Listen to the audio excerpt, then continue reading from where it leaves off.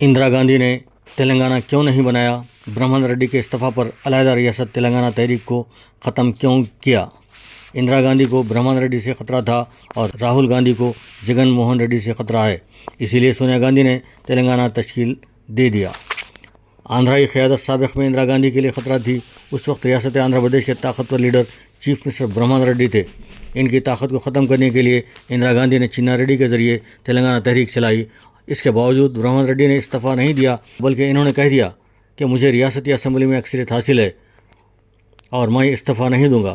تب اندرا گاندھی نے رائل سیما کے رکن اسمبلی سلطان صاحب کو بلا کر ہدایت دی کہ علیحدہ ریاست رائل سیما کی تحریک چلاؤ۔ اس عرصے میں تلنگانہ تحریک بھی زوروں پر چل رہی تھی۔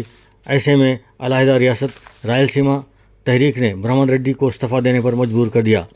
اگر علیحدہ ریاست تلنگانہ تحریک میں اس وقت حقیقت ہوتی تو علیحدہ ریاست بننے تک چلائی جاتی، لیکن برہمن ریڈی کے استعفیٰ کے ساتھ ہی تحریک کو ختم کر دیا گیا۔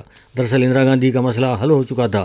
چنا ریڈی کو انعام کے طور پر ہندوستان کی کسی ریاست کا گورنر بنا کر بھیج دیا گیا اور علیحدہ ریاست تلنگانہ قائم نہ ہو سکی۔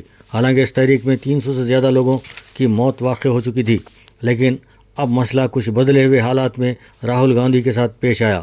متحدہ آندھرا کی 42 پارلیمانی سیٹوں پر آن جہانی راجشیکھر ریڈی کے صاحبزادے کی گرفت بہت مضبوط تھی، بلکہ ریاست میں سارے کانگریسی جگن موہن ریڈی کے پیچھے اس طرح ہاتھ باندھے کھڑے تھے کہ جیسا کہ وہ جگن موہن ریڈی کے ایک حکم کے منتظر ہوں۔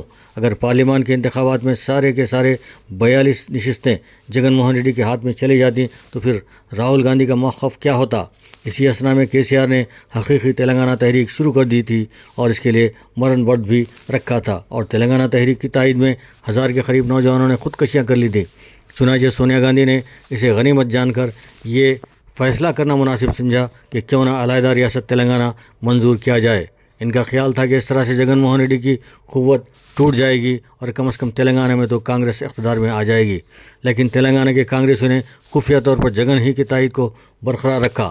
جگن کی تائید میں لوگ اتنے آگے بڑھ چکے تھے کہ ایک کانگریسی رکن اسمبلی نے بذات خود تلنگانہ تحریک کے کارکنوں پر لاٹھی چارج کر دیا۔ اس طرح کے مخالف ہائی کمان موقف کے سبب تلنگانہ میں کانگریس کو شکست ہوئی اور TRS کو کامیابی حاصل ہوئی، لیکن ریاستی تلنگانہ کے بعد رائل سیما کے قائدین آندھرا ریاست میں خود کو بے بس سمجھنے لگے۔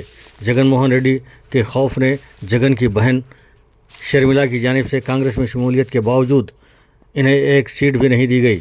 کیا کانگریس کو اس بات کا خوف ہے کہ شرمیلا کانگریس میں داخل ہونے کے بعد اپنا موقف مستحکم کریں گی اور تلنگانہ کے چیف منسٹر کے عہدے تک پہنچ جائیں گی؟